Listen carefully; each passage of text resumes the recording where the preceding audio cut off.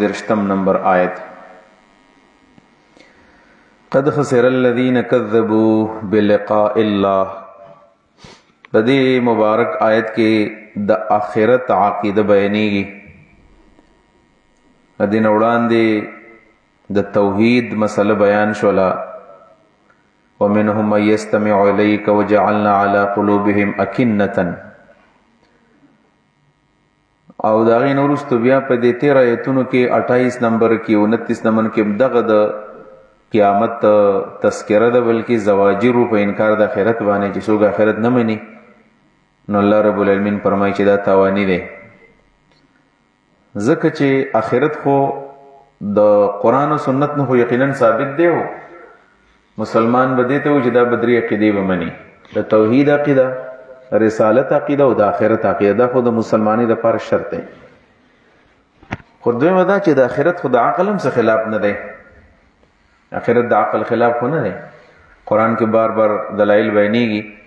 خو لکل شیء بدایة و نهایة دی، چې د کوم شي دپاره ابتدا وي د هغې دپاره انتها به خامخا وي.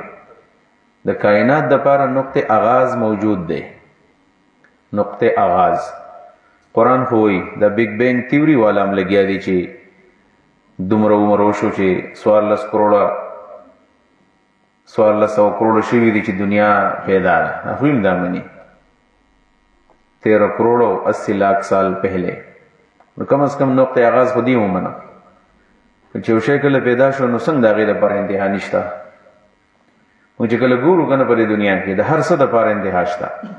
که دا غټې غټې ونې دي نو دا هم څه وخت پسې د ختمي شي. انسانان ختم شي، حیوانات ختم شي. د هر څه دپاره یو خاص عمر دی. د دې دنیا دپاره یو خاص عمر دی او دا به ختم شي او بیا به یو بل جنمي، یو بل جنریشن به بیا به انسانان راپاسېږي. څنګه به راپاسېږي؟ د الله خو د کون کلمه ده، د الله قدرت دی. خو مونږ ته الله تعالی بار بار ښیي نه چې په دې کال کې مونږ دا پسه لوري به مړ شي او بیا چې ګوري بیا راوچت شي، بیا راوچت شي. یا دا ده چې د دې غټو غټو ونو لاندې که ستاسو خیال دی د دې ونو نه دا چلغوزي ملغوزي راوغورځېږي، شنډو نه دا بار راوغورځېږي، توتانو نه توتان راوغورځېږي. خو دا مړه شي که نه، مړه شي نو راوغورځېږي. ځکه کله چې دا توت په ونه کې دی، دا شنډۍ په دې ونه کې ده، دا بارې په دې ونه کې دی، خو ژوندی دی. خو چې کله راوغورځېږي نو مړ شو که نه. دا چلغوزي ته مونږ وباسو، دا پر ځمکه کې پرېوځي. چې کله پرېوځي په دې ځمکه کې نو بیا 2-3 میاشتې پس د هغې نه یو تیغ راوچت شي. دا خو مړو بیرته څنګه راپاڅېدو؟ دا ولې ژوندی شو؟ نو دا مونږ ته الله بار بار ښیي په کال کې یو ځل لازمن اسپرلی چې راشي دا مړه څیزونه راوچت شي. تاسو ګورئ کله چې دا د جون او د جولای دا میاشت راشي که نه، دا هر څه ختم شي، وچ کلک شي. هشیمن تدروه الریاح. خو بیا چې کله باران راورېږي د پشکال میاشت پې راشي، جولای په میاشت کې بیا راوچت شي. بیا د جولای نه پسې بیا پې دا منې تیر شي نو په دې مارچ اپریل کې بیا راوچت شي. دا الله مونږ ته بار بار ښیي. ان فی ذلک لآیات لأولی الالباب لأولی النهی. لہذا الله دا توانی خلق دی چې هغوی د الله ملاقات نه مني او آخرت نه مني. آخرت خود عقل هم ثابت دی. قد خسر الذین یقینا تاوانی شول هغه کسان کذبوا بلقاء الله چې هغوی تکذیب وکړو د الله د ملاقات ویې نه منو. چې د الله ملاقات څوک ونه مني دې ته کافر ویلی کېږي. حتی اذا جاءتهم الساعة حتی چې راشي دې ته قیامت. ساعت ته قیامت ته ساعت ولې ویلی کېږي؟ لسرعة الحساب فیها. ځکه حساب پکې زر زر کېږي. دا د کربونو انسانان به یو په سکندونو کې د هغوی سره حساب کتاب به وشي، نو ساعت ورته ویلی کېږي. بغتة ناڅاپه به راشي، ناڅاپه به قیامت راځي. او داسې چا له به وخت نه ورکوي. حدیثو کې راځي چې قیامت راځي نو کله به یو سړی غوا به علي، میخه به علي، سودا به اخلي، دکاندار سره به بیع کړي، پیسې به نه ورکړي، او یا به پیسې ورکړي د جامې به ته ګس کوي یا به څاروی والا کوي. په دې وخت کې به الله تعالی قیامت راولي. قالو دی بالته بیا وایي، قالو دی یقول په معنا یا حسرتنا علی ما فرطنا فیها. یا حسرتنا، های افسوس دی منګ لرا. دا حسرت دا په حقیقت کې یو سړی منادي شي، آواز به کوي چې من کمی کړی دی. نو جواب دار چې حقیقت کې هم سړی آواز کولی شي. او دویمه دار چې دا یا حسرتنا د هغوی کیفیت بیانوي. هاي افسوس دې موږ را علا ما فرطنا فيها ما چې کله په پیل داخل شي مصدری معنی من کو علی تفریطنا فيها علا ما فرطنا پکوتا هي زمنګ فيها پدې آخرت کې فيها معنا په حق القيامه علا ما فرطنا پکوتا هي زمنګ باندې افسوس دې پکمای زمنګ باندې افسوس دې فيها په حق د قیامت کې علا ما فرطنا په هغه سبن چې من کوتا هي کړل فيها پدې وهم يحملون اوزارهم دیو پشا بنه ګرځي د خپل ګناهونو پیټي څومره ګناهونه چې سړی کړی دا په شابه ګرځي نو دا ګناه نه ختميږي سو جوابدار چې کله سړی توبه ایستلی ختم وشي او کافر هوته بنه دي استلی کنه ځکه ځان سبه ګرځي نو خو چې کله انسان دعاګانې کوي نیک اعمال کوي حدیثونه خدا ثابت دي کنه چې د واړو ګناهونه خو د نیک اعمالو څخه ختميږي لکه او 10 بار کې راغلي دي او 10 نو فضیلت والا عمل لې چې کله سړی او 10 کوي نو د خلی تو بورا چې د خلی نه ګناهونه وزي چې پوزي ته واجب د پوزي نه وزي چې مخ ته واچي د سترګو د دین وزي حتی خرج نقي من الذنوب حتی د ګناهونو مکمل پاک شپه او 10 باندې جمهور علما خو دې نه صغائر مراد دی واړه ګناهونه حافظ ابن تیمیہ رحمت الله علیه فرمای ابو العباس ابن تیمیہ چې دا تقسیم بدی کې نشته چې دا واړه دي که غټ دي دا ذنب غټي ګناه ته وایي حتی خرج نقي من الذنوب د ګناهونو نه پاک شي لہذا په 10 باندې سړی د ورکوټي ګناه نه پاکي د غټ نه پاکيږي البته پر دې حق نه ماکي ای جماعت ته سړی ځکه نه جماعت ته زی یو قدم من الله نه کیدر کوي د ګناه معاف کیږي خدای مراد داري چې کوم د شرک د عقیده سره تللی دي نو دی خپل پیټي ګرځي علا ظهورهم په خپل شاګانو باندې ګرځي باندې خپل ګناهونه د ګناهونو پیټي علا ظهورهم په خپل شاګانو باندې د شان مراد دا چې د ذمہوار دی الا خبردار سا اما یزرون بد دی هغه پیټي چې دی په شابه ګرځي الا خبردار سا ابدی ما هغه پیټي یزرون چې دی په شابه ګرځي ومل حیات الدنیا الا لعب ولهو د دوست تزهید په دنیا ویلې کی چې دنیا سره رمینه مکوي ومل حیات الدنیا نه د دنیوي ژوند الا لعب مگر دا لوبي دی لوبي یعنی بلا فائدې ولهن او دا اسی تماشا دا لهن لوب ستو یو لعب ستو یو الله ستو لیکي وی لعب اغلوب ته په دې کې پیدا نه او لهو اغلوب ته ویل کېږي چې په دې کې پیدا د دنیاوي او د آخرت پیدا به کې نه وي الا لعب مگر سلوب دي ولهو او په دې کې تماشا د تماشا کې خسري دنیا پیدا وي کنه ودار چې د دین نه سره غافل کې به دې کې تغافل د دین نوی کوم الحیات الدنیا الا لعب ولهو نه د دنیوي ژوند مگر لوبي دي ولهو نو ټوکی دي ټوکی تماشې وای انما الدنيا كاحلام نائم انما الدنيا كاحلام نائم د دنیا مثال وې د څه د لکه سړی چې وده دی واو خوب نه ني د خوب کې کله کله سړی امریکای ته لاړ شي کله سعودي ته لاړ شي کله په هوا باندې لوزي او چې را پاسي کې نشتم نه بیا وی سم نه او خجونه غره چې دا دایماً وي همیشه د پاره وللدار الاخرته خير خامخ اخره کور غره ده اخرت ته قیامت ته یو نم ساعت ویل شو لسرات الحساب اخرت ورته ویل وي لتاخرها عن الدنيا دنیا نو ورسته ده کنه زکه اخرت وي وللدار الاخرته خامخ اخره کور خير غره ده للذین دا خلق د پاره تقون چې ځان بچ ساتي د شرک نه افلا تعقلون تاسو د مراقل نشتا قد نعلم انه ليحزنك الذي يقولون رسول الله صلی الله علیه وسلم باندې دي قسم نمونه خو دلیو جادوګر وته وایو دا جادوګر دی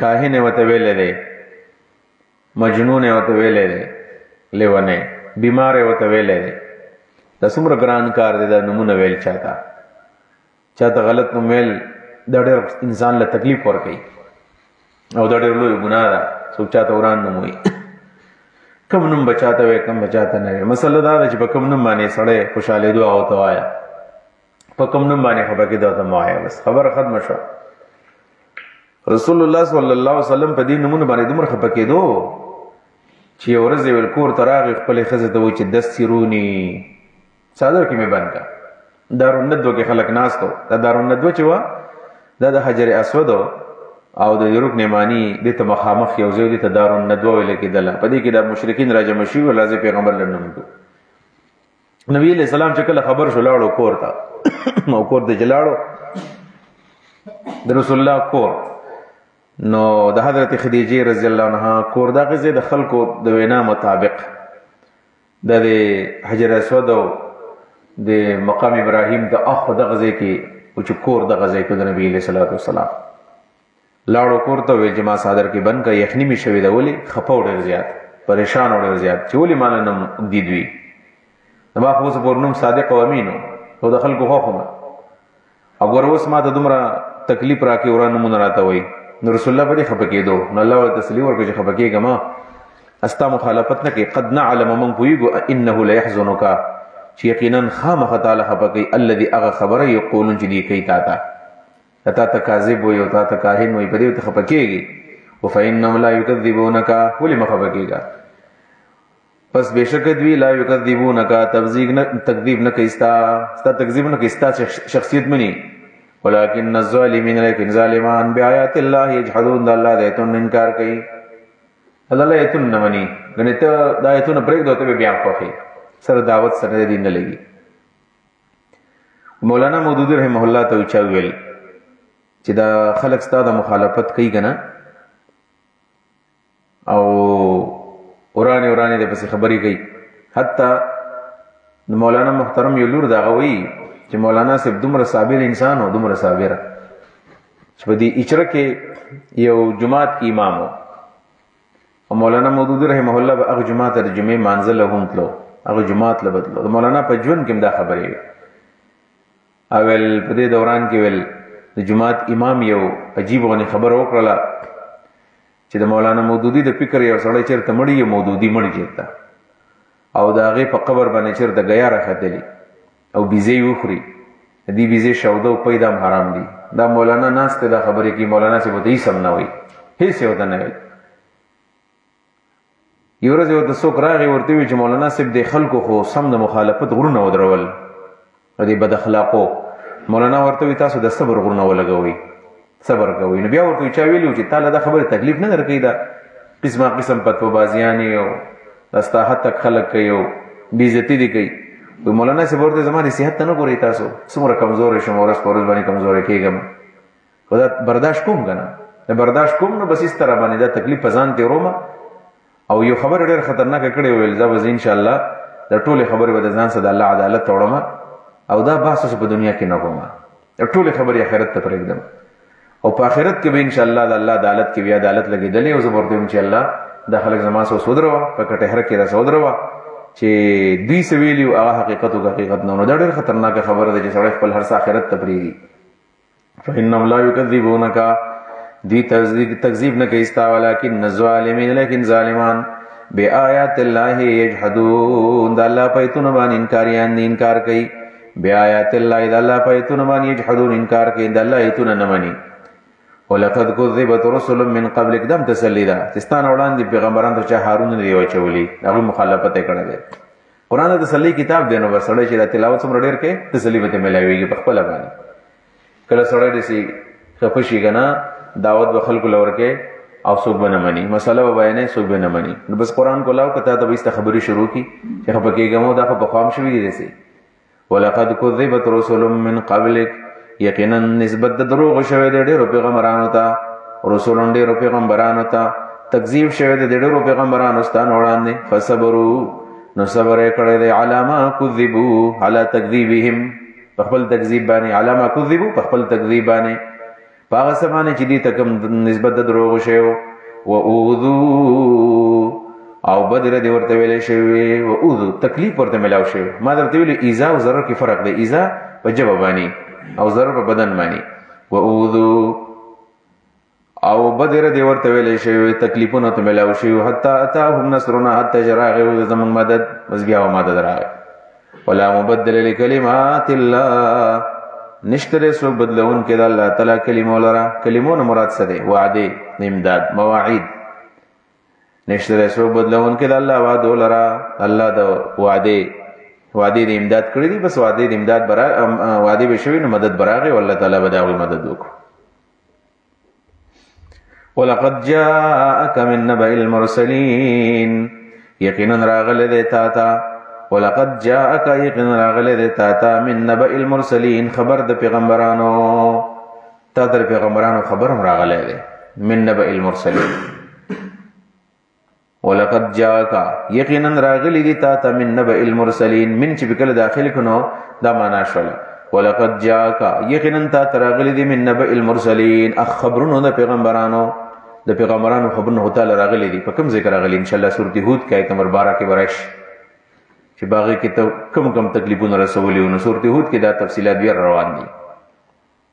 وان کان کبر علیک اعراضهم په دې ځکه رسول الله مبارک صلی الله علیه وسلم د خلکو تنگ کو او ورته ویلو چې یو قرآن په کاغذي شکل کې پکار دی، د حضرت صالح علیه السلام دوخي بشانیو خو پکار ده او د موسی علیہ السلام په شان لاټۍ پکار ده. دا مطالبه به د معجزو ته کولی. الله رب العالمین ورته چې انما الآیات عند الله، فرشتي خود معجزې خدای الله تر طرف نه دي، دا خو ستاسو په قدرت کې نه دي.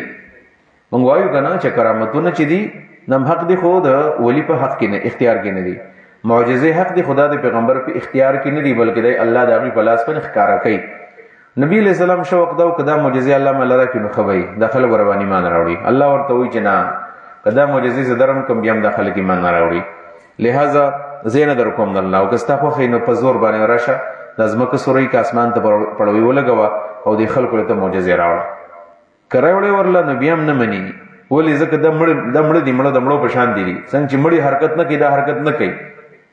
دې مقصد دا نه دی چې الله تعالی د پیغمبر علیه السلام مطالبه نه پوره کوله، معجزې نه ورکولې. د ټولو معجزو سردار معجزه قرآن دی کنه، د ساینس او ټکنالوژي او د عقل او د علوم او سرچشمه او منبع او دا د فصاحت او بلاغت او د اعجاز په اعلی مرتبه کې کتاب د پرو کنه نه ګوره. معجزه چې کومه ده معجزه، نو د معجزې باره کې مسله دا ده چې په کم وخت کې د کم پیغمبر په زمانه کې د کم شي ډېر لوی اهمیتي نو په هغه تناظر کې الله معجزه پیش کړي. په هغه تناظر کې د رسول الله صلی الله علیه وسلم په زمانه کې شعر او شاعری، ادب او نثر دا ډېر په عروج باندې. نو کله چې قرآن کریم را نازل شو هغه د عربیت د فصاحت او بلاغت ولرو چې لبید وته سجده نه ولګولې سو، لبید نه ویل چې زنه شم کولې نو په دې وجبانه الله رب العالمین چې معجزه خدا د چني منی نو چې دا نه منی بل بسو منی. او بیا الله تعالی پیغمبر له معجزې ورم کړ، ډېر معجزې ولور کړې دي. دا ونه خبره مې ته کړې و چې ونه رااله او رسول الله سره ملاو شولا نو د ایمان راوړل سو.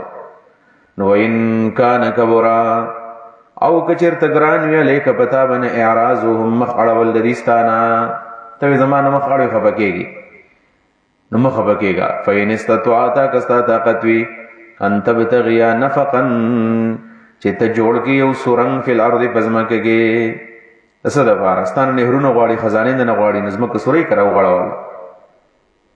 او سلما فی السما یا ولګوا یو پړوي فی السماء پاسمان کې ځان له پړوي ولګوي ته ورته خېږي او د اسمان نو له معجزې راوړي. خو ساتون کې قدرت نشتا دنه معلومه دا شو. دا آیت دلالت په دې باندې کوي چې د پیغمبرانو اختیار په اتیان د معجزه باندې نوی د صفا دلیل دی چې یا ولزمک سورې کا او سلمن فی السماء پاسمان کې پړوي ولګوا د صد بار چې د برنه ولا سره راوړي باران پر راوړي وਹੀ مه په نور راوړي فتاتيهم پس چراوړي تدوی تبعایت یې معجزه نشر راوړي ورلا لا قدرت لك ولو شاء الله کله وخت له ویل جمعهم علی الهدى الله به داخله را جمع کړو په هدایت باندې په زور او جبرن والله دې سن کوي. فلا تکونن نمکه من الجاهلین نافونا فلا تکونن من الجاهلین ته جاهل کېږم. خطاب نبی علیہ السلام ته مراد ټول امت دی. انما یستجیب الذین یسمعون دې کې تمثيل دی. الله فرمایي چې دا خلک ستا خبره نه مني. ولې؟ وې ځکه خبره چې کم خلک اوري او حق سو قبلې نو داغي د پر دا شر دی د ژوندۍ سړی په چا کې حیاتي نو هغه سړی هغه حق اوري مقبلهم. او د دې خلکو مثال خود مړو دی، انما یستجیب الذین، یقینا حق قبل هغه کسان یسمعون چې اوري او هم کالموتى، دی خود مړو په شان دي. والموتى یبعثهم الله، مړي به الله را ژوندي کړي دوی لرا، ثم الیه بیا الله تبا یرجعون، واپس کولېږي حساب کتاب ته. انما یستجیبوا معنا انما یستجیب الحق الذين يسمعون، هغه کسان حق قبل چې هغه اوري کنه. والموتى او کفار چې دي یبعثهم الله به را پاسي. دې ځکه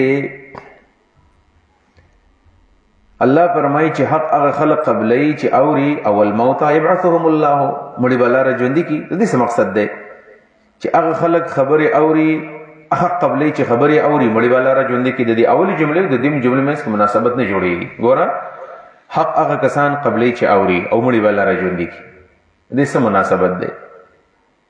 نو د دې مناسبت دا ده، قاضي بیضاوی او دارنګ نور چې کوم مفسرین دي ناغوی دا خبره په دې ځای کې لیکلې ده چې په دې ځای کې علامه علوسی رحمه الله روح المعانی کې چې دا تمثيل او تشبیه ده، دا تمثيل او تشبیه ده.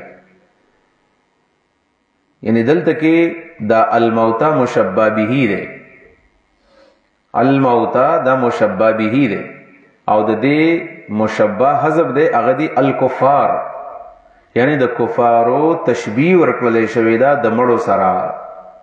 نو تا ته پتر په تشبیه کې ارکان د تشبیه سلوري، یو ته مشبہ وي، یو ته مشبہ به وي، یو ته ادات الشبه وي، حروف الشبه چې ورته ویل کېږي حروف تشبیه، او یو ته ویل کېږي وجه الشبه، وجه د شبه چې ورته ویل کېږي. نو الکفار چې دي نو دا مشبہ، الموتى مشبہ به، هر په تشبیه حذف د چاغه د کاف، او وجه د شبه صد نو وزبت سوچ کینو، وجه د شبه وراباسي د سن سیاق سبق نو وراباسي کنه. نو سیاق سبق د څه ذکر روان دي؟ انما یستجیب الذین یسمعون، سبح روان دي، د سما ذکر روان دي کنه. نو سما به کیسه شې شو دغه وجه د شبه شو. مطلب دا دی چې کافرانه مشبہ کړل، د کافرانو تشبیه ورکړل د مړو سره په عدم سماع کې، په عدم سماع کې. یعنی الله فرمایي دعوت او حق هغه خلق قبلي چې اوري پاتې شو، دا کافران چې د مړو په شان دي، مړي خو اوري نه، چې مړي نه اوري دا کفار مستا خبره نه اوري. او ذکر د سما ده مراد ته قبولیت د حق ده، قبولیت د حق ده. نو دا دلیل لري خبر دی چې مړي اوري نه. په دې باندې ډېر وخت موږ نه خرابو، دا موضوعات اړو زمون موضوعات دي، چې مړي اوري او کمړي نه اوري ان شاء الله د دې تفصیل دلته نه راغله په سورۃ روم کې او په سورۃ فاتر کې. سورۃ روم آیت نمبر 52، سورۃ فاتر آیت نمبر 14 او سورۃ النمل آیت نمبر 80. په دې څلور آیتونو کې دا مسله راغله ده. ان شاء الله دا موږ په سورۃ روم کې به دا مسله بیان کو. خدل د دومره واوره چې په دې ځکه تشبیه ده چې والموتى يبعثهم الله، مطلب دا دی چې د موتى نه مراد دغه بیرته دا کافران دي چې دا کافران بل را پاسي. ولې به را پاسي؟ د جزاء سزا ده پاره، ځکه د مړو ځان د مړو په شان دي کړی دي. څنګه چې مړي اوري نو دې خبره نه اوري، غوږ نه دی ورته. دای معنا شو قبولیت د حق کې نشته. تشبیه الکفار بالموتى فی عدم السماع، دقه معنا ده فی عدم السماع. والموتى يبعثهم الله، مړي الله بدی را پاسي قیامت پر ورځ باندې، ثم الیه یرجعون، بیا د الله ته بدی واپس کولږي د حساب کتاب د پاره. وقالوا لولا نزل عليه آیه من ربه، دې سوال جواب دی. وی دی ولې نه نازلېږي په دې پیغمبر باندې معجزه د طرف د جانبه؟ معجزه خو نازل شوې ده، زمونږ د خوښې معجزه. دا معنا لولا نزل عليه آیه، ولې نه نازلېږي په دې باندې آیت معجزه زمونږ د خوښې مطابق من ربه د طرف د جانبه، د رب د جانبه ولې معجزه نه نازلېږي په دې باندې؟ قل ورته ان الله بشک الله قادر دی علا پدی ونی ایو نزل آیتن چې نازل کی معجزه استاسو د خوخي کولی شي هونه نازلی څه خیر پکې نشتا، ولکن اکثرهم لیکن اکثر دین لا علمون پوهیږي نو بیا مخالفت کوي. وما من دابة في الارض ولا طائر يطير بجناحيه الا امثالكم ما فرطنا في الكتاب من شيء ثم الى ربهم يحشرون. وما من دابة دې زنه اخوا وسو دلائل عقلیه به بیانېږي، تقریبا دا 13 دلائل ورش او د هغې سره بیا زواجر هم دي. د الله رب العالمین قدرت ته ګوره، د الله قدرت ته چې الله قادر دی په هر څه باندې او موږ محتاج یو الله ته. وما من دابة فی الارض، په دې آیت کې دا مسله بیانېږي چې موږ ټول محتاج یو الله ته. او په څه کې محتاج یو؟ په رزق غوښتو کې محتاج یو، رزق، او ورسره په عمر کې محتاج یو، په صحت کې محتاج یو، موږ په هر څه کې الله ته محتاج یو. الله رب العالمین فرمایي چې تاسو محتاج یې، نو ستاسو د حاجتونو زه پوره کوم، ستاسو ټول حاجتونه زه پوره کوم، دا رزق دله زه در کوم، او یوازې تاسو نه د مرغو له مور کوم، د حیواناتو له مور کوم، د حشراتو له مور کوم. او په ضمن کې الله رب العالمین دا خبره کوي چې ګوره تاسو هم رزق ته محتاج یې، او د هغې سره سره د حیوانات هم رزق ته محتاج دي، مرغۍ هم رزق ته محتاج دي. او دا مرغۍ او د حیوانات ستاسو په شان دي په احتیاج، خو چېرته هم دې مرغو یا د حیواناتو حشراتو د الله نه بغیر د بل چا نه رزق نه دی غوښتلی. نو چې دا حیوانات دي حشرات دي، د هغوی ایمان دومره مضبوط دی په دې باب کې، د الله نه بغیر د بل چا نه رزق نه غواړي. تاسو چېرته وکتل چې غوا د اواز یې کړی دی چې ماله تاسو شوتل موتل وکړئ نه، بس ګوره په پړي باندې تړلي او ګرځي نه، خدای یقین دی چې مال به پیدا کوي. بس هغه مالک لاړ شي شوتل موتل وله وکړي او د هغې نه پس کار نه کوي. لکه بره لرې وګو که نه صحیح ښه جي. نو الله رب العالمین فرمایي چې دی د الله نه بغیر د چا نه رزق نه دی غوښتلی، تاسو ولې غواړئ؟ تاسو ولې غواړئ؟ نو وما من